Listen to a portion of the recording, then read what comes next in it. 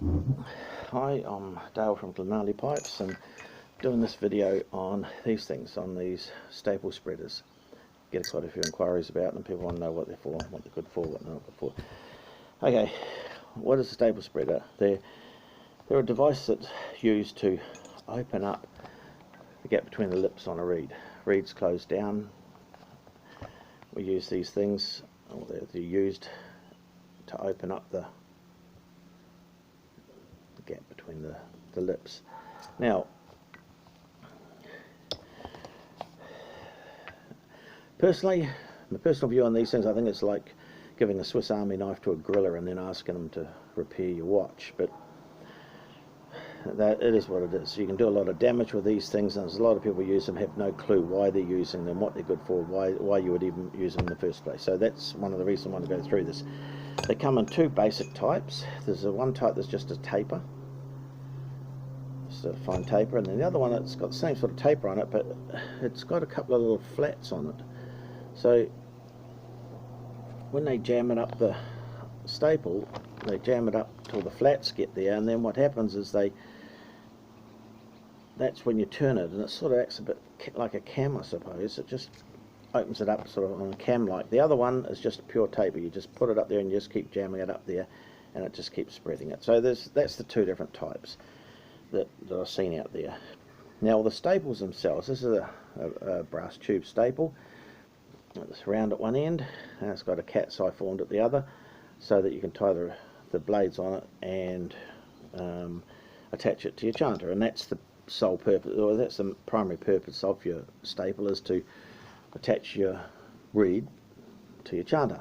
Now this one here, you can see on the reed there, you can see that the staple sticks out, where it sticks out, and how it ties on. And you bind it all the way up to the end of the staple. Now I've made these up out of a bit of copper tube, just bigger, easier to show you what's going on.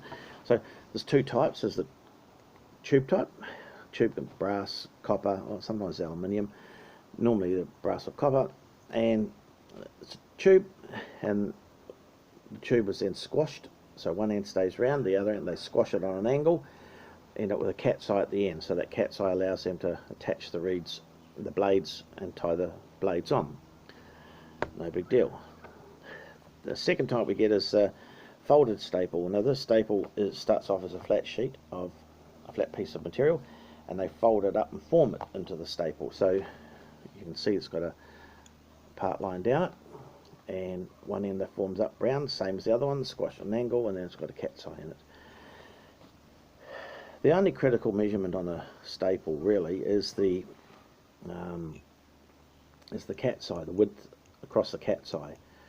The length are all about 23-25 millimeters long, and the width is a product of the staple itself. So why would you bother forming a staple up, folding a staple up, when you can just go out and buy tube and do it directly with tube? Well, the two reasons for this. First thing is, when you use a tube staple and you crush it down to make your cat's eye, it gets wider at the cat's eye than at the round end, and you can see quite clearly, so it's on the taper. Now back in the day, the reeds themselves, some people had reeds where they had quite a narrow reed where you're tying it onto the staple, so the cat's eye was, if the cat's eye was too wide, it was difficult to pull the blades around. Now you can see it on this cutaway. You can see that where the staple is and where the reeds are, well, the back edge, that had to seal all the way up, has to be a nice fit all the way up. So when you're pulling the cane around the staple, you need to make sure you're getting a good joint on the side. So on the wider one, if they used a very narrow profile cane, it was a little bit difficult to do it, whereas if you folded your staple, it was easy to go around. And the reality of it is that back in their day, they would not have been able to buy reliably made thin-walled brass tube, copper tube anyway. So that's probably the main reason they're folding them. It was just easier to fold their own staples, and then it's just turned into what it's turned into, and now it's gone as far as into the black arts. There are some reed manufacturers that claim their folded staple has got special powers in musical tone or pureness of tone or pureness of sound or whatever. So some manufacturers will, in fact one manufacturer, he do the same staple in copper or brass and claim there's a difference between them. Now I've never seen any tests on it, I've never seen anyone do any blind testing, I've never seen anyone do any audio testing. I've audio tested extensively and I can't pick any difference at all with the software. So me personally, I think it's a big bucket of snake oil, but it is what it is. There's another manufacturer out there that I was sent an excerpt from a webpage, and if you wanted the Rolls-Royce of staples, he would make you a folded staple out of sterling silver, and that apparently gave you the purest sound that you could ever get through a reed because it was on pure sterling silver. I believe that just to top it off, just to make sure you knew it was extra special, he used to dust the inside of the reed with powdered unicorn teeth, and that just made sure it was absolutely pure. It just gave it that edge over everything else. But my personal view is, until I see the tests, I just think it's a lot of snake oil. The purpose of the reed, the purpose of the staple is to attach the reed to the chanter, and I say the only critical dimension I can see is the across the eye, and this is where it becomes a bit of a problem, because the spreader is spreading that eye. Now some chanters are extremely picky on the pitch, and this is one of the downsides of using one of these, is that not only do they open up the reed and make it a little bit harder to blow, but they also alter the pitch of the reed, and that's just a product of that space inside the reed. So that can also be to the detriment of the piper, so it's something that you need to be aware of. Now, why do we even need to use these? Why do the reeds even need to have this? Well, when you get your favourite reed, you've had it for a while, you've been playing it for a while, and eventually it's going to die. We know that it's going to wear out, something's going to happen. It's organic, it's a living, breathing organism, and it's got natural fibres in it, and eventually they are going to get sick of being slammed open and shut at 480 times a second on your low A and double that on your high A. So eventually the fibres just lose their tension. Eventually they've just had enough, and your reed can start to close down. Now these things will, from that point of view, they act as a bit of a sugar hit. They're a bit of a stopgap thing. You can use them to open up the reed, maybe get a bit more life out of the reed just before it finally dies, until you get another reed. But you are looking for another reed. If it happens to your existing reed and it starts to close up because of wear and tear, you are looking for a new reed. This here will give you a minimal amount of life, but that's the end of it. You're looking for a new reed. The other time that the reeds can go funny is brand new reeds. You can get a box of brand new reeds, and you find that some reeds on it, the blades are distorted. You might find one side nicely curved and the other side's flat, straight, or it might have a bend in it where it's touching it at one side a lot more than the other side, for example. You can get both sides flat out. Now, in most cases, a staple spreader isn't going to fix that. It isn't going to fix uneven blades. It isn't going to fix a blade that's got funny bends in it.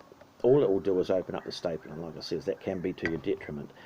So why does it do it? Basically, it's because you're dealing with cane. I'm not going to go into it too much, but the thing is that cane is, once again, it's a living, breathing organism. You've got some cane makers that are real craftsmen, and you've got some cane reed makers that are just monkey see, monkey do.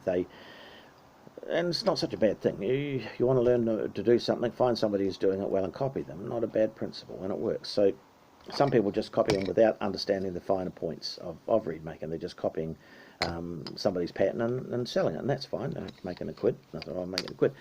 Some reed makers, for example, they will only use cane of a particular size. They say, yes, that fits within the range, that one doesn't, because the shape's wrong, or they'll have their reasons. Another big reason is the density of the fibres in the cane. Now, while we can see it, polish the end of a piece of cane, you can see it. When you look at it, you can see one side of the cane, or parts of the cane, are very dense, and other parts of the cane are not so dense with the fibres. Now, we can see this A good example, best place to see this is on a single-sided reed like a clarinet reed. You put it up in the sun and you can see the dark fibres. Now, on a clarinet reed that works very well, you see that's a fairly even spread of fibres all the way across the reed, and they go all the way to the end where it's cut. Whereas when you look at a reed that's not so good, this is one here that's not great, and you have a look at it, and that little chip on that reed, for example, and when you look at it up here, there's no fibres there. There's none of the dark fibres there where it's chipped. And across the entire reed, the fibres probably only go halfway across. So that reed has died very, very quickly. And sometimes you'll get them in a box of 10, for example. We bought a box of 10 reeds, we'll go through them, and you'll probably find a couple on them just firewood. Just aren't going to be right. That's no good. Just snap them, throw them away, and you might find a couple in there that are quite good. And then you'll have some also rans, and you might be able to scrape them in to make them workable reeds, or they end up being a good practice reed but not a good competition reed. It's the same as with your GHB. When you have a look at it, some of the makers are very, very picky on their cane, so they go through that selection process and they take it very, very seriously. And when you have a look at the reeds, some good reeds, you can see they've got a really nice even fibre pattern spread all the way across them, all the way to the end. Good looking reed. The other thing about the reeds is the hardness of them, and this can allow them to fold up. If you use too soft a cane, the reed it'll distort, fold up a lot sooner than a harder reed. And some of that's due to the fibre structure, and some of it's just the cane itself. Can't do anything about it. When you get cane, different people use different ways of checking it. Some will just rub their fingernail across it and they'll see if they can put a mark in it. Other people will use even a proper tester, and they'll look at like a rub line or something, and they'll have a look and they'll determine how they're going to make the reed based on that. Now, so you take your cane, a piece of cane, they split it into the sections. They'll look at it at the end of it and say, oh yeah, that looks all, oh, no, that's no good, that one's no good, and oh yeah, that one I can live with that. Okay, so they say, okay, they're in their black label, and these are the also rans, they're for the general public or whatever. So if if Stuart Liddell or Richard Park or someone comes knocking on my door looking for reeds, I go to the black label box, and they're the ones that are done with a cane that's really even. The other thing that they'll do is, even when they make the blades, when they cut the individual blades, they'll match them for fibre. So they'll say dense fibre, not so dense. So they'll try and match the two halves so they look good. It's a very simple process, just putting it over a light. Oh yeah, no good, yes, good, no good. It's a very simple process.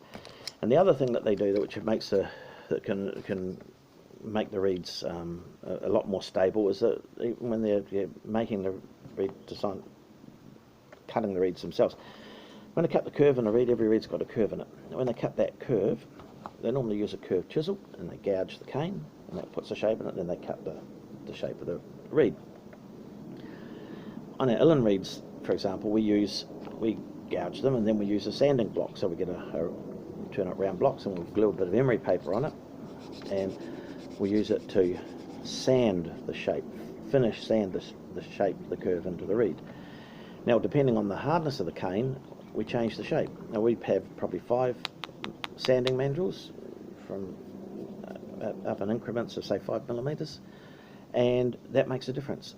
So if we're using very hard cane, we'll use the bigger diameter one, so it's not quite so much curve. If we're using softer cane, we'll use a smaller diameter, so keep the curve in it, so that when we tie them on, the curve stays there. And when we let them settle, we'll find that most of them will settle reasonably all right, just by being very picky at that stage of the process. Now, cane makers are the same, so that's why you find some reed makers, you don't have any real problems with rejecting them. That's because they've made the reeds, they've tied the reeds, and they've let them settle for long enough, and they only send the ones out the door that they know have settled into a reasonably good shape. The others, well, you get what you get. So that's another reason why, if you get a reed come to you and it's closed down, then you might want to see if you can get a bit of life out of it with this. But the trouble is that, really you should be returning the reed. If you get a reed and it's closed in, using one of these, you should be returning the reed back to the maker and say, hey, listen, it came to me and it's all closed up. I'd rather have some that are good. And if they won't do it, then don't buy off that reed provider. It's pretty simple. But having to fix up something that is an inherent fault with the reed is shouldn't really be your responsibility as the customer. So that's that's that aspect of it. The other thing with these reed pokers is, sure, you can, if it's your old favourite, it's on its way out, you want to give it a bit of life. Before you do anything, and this is one of the problems that we have with people using these things, that's why I think people shouldn't be doing, put it in there and mark it. So you say, okay, that's where it is. I've got a mark on it. That's where the reed sat. Then you can push it on, spread it out, try it in your chanter, see what happens, and think, okay, there you go. It's good, or no, it didn't work at all. Okay, now if you've got a mark on the thing, you can put it back on there, and you can squash it back down onto the mandrel. That way you won't over squeeze it. Now you can have a look online, and there's one particular video there that somebody sent me, and the guy has got a pair of pliers that you'd find a mechanic using in a workshop. You can undo lug nuts with them, great big hairy knuckled pliers, and he just squeezes in the reed there. He says, oh yeah, squeeze, not even looking at the reed, just hacking away on it, yakking away on it with his pliers. Yeah, you'll feel it when it's going good. Well, with a reed itself, with a staple, some of those guys are talking about 0.2, 0.3 of a millimetre accuracy. And here we got gorilla grips here yakking away on it with a pair of pliers, just out in the open. Now, sure, you could put the mandrel back up there and you could probably try and bring it back out to where it was, but if you're going to use one of these things, mark it before you start so you know exactly where you were when you started, so at least you have a chance of going back to where it was if everything that you're doing is not working or it's going through the roof. The other adverse thing about these, where you need to be very careful, is that cane reeds are not glued onto staples, and the majority of manufacturers out there don't even scour them. When we make our staples, we run a fine saw blade across them on an angle, so we end up with very small gouge lines across it. So when we tie the blades on it, they sort of sit into those lines, and it gives them a bit of purchase on that. They don't tend to want to move too much. But I've seen people putting in the poker and they've just pulled the blades off the staples. Staples stayed on the spreader and the blades have come off because they're not glued on, or they're just tied on. And remember, the staples on a taper, so it only wants to come flying off. The other thing you see with these people, these hairy knuckled approach with these things, is that they can grind so much that they can twist the blades, and you end up looking at the part line on the side there, you end up with quite a big step in it, because what they've done is they've sort of separated the blades by putting so much purchase on it, which is just another thing that's just to the detriment of the reed. And it basically means that, well, the reed may or may not work. The trouble is you're putting it in a position where you're limiting your chances of that reed surviving what you're doing on it. So that covers basically these reed spreaders and what you're using them for, what you're doing with them, and what you really shouldn't do with them. Now I'm going to do a second video on these, and I'm going to grab a handful of reeds, and I'm going to run the spreaders through them. I'm going to test them, record them, and then I'm going to run the spreader through them, and I'm going to be able to demonstrate to you the difference in pitch and the difference in pressure that you get from using these things on reeds, and that will give you a little bit of a perspective as to what you should or shouldn't be doing, or what you can and can't do with them. But they don't fix a reed. A reed's already got a problem. All they're doing is they're altering the reed, but they're not fixing anything. The problem hasn't gone away. All you've done is altered it so the problem is so obvious, but in doing so you've also caused other problems, particularly with the pitch and pressure. Now, the pressure is what you want, that's fine, but the pitch, most people don't want to alter the pitch, and especially when it affects the high G and the back A radically more than the other notes. There are two notes that you don't want to, you can't really tape a G, and you don't want to be taping your back A. So anyway, I'll cover that in the next video. I hope this helps. Thanks for watching.